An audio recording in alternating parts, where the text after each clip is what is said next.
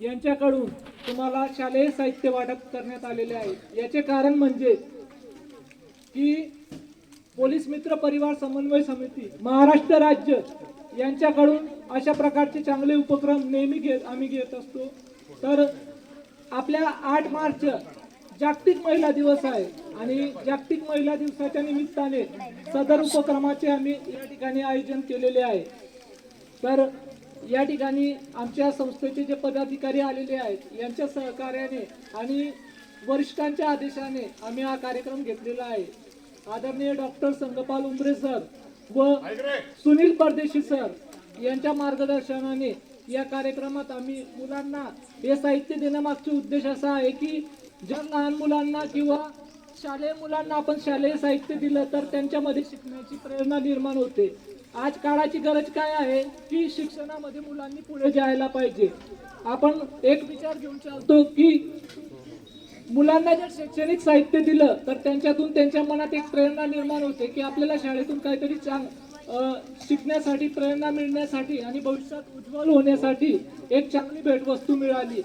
उपक्रम भरपूर असतात परंतु माझा उपक्रम आज असतो की मी नेहमी शालेय साहित्य देण्यामागे भर देतो, कारण त्याच्यातून मुलांना शिकण्याची प्रेरणा मिळून मुलं शाळेमध्ये जास्त येण्याचा प्रयत्न करतात आणि मुलांमध्ये एक आवड निर्माण होते की आपण ज्या शाळेमध्ये शिकतो तिथे चांगले उपक्रम होतात।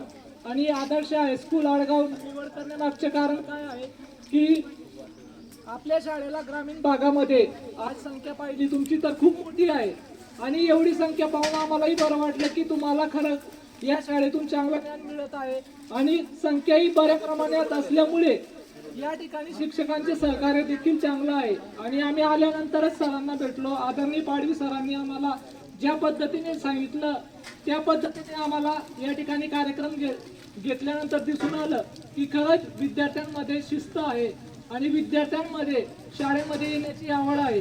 आज मी तर भरपूर शाळांमध्ये कार्यक्रम घेतले आहे परंतु आजच्या कार्यक्रमातून मला एक चांगला अनुभव आला की आदर्श हायस्कूल आडगाव खऱ्या अर्थाने नावाप्रमाणे आदर्श आहे आणि तिने एक चांगला उपक्रम आपण या ठिकाणी तुमच्या निमित्ताने मला साजरा करण्याची संधी मिळाली।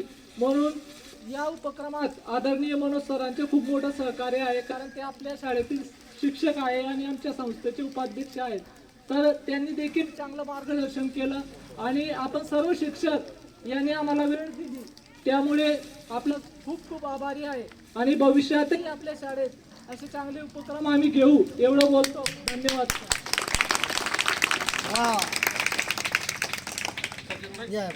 नाही बस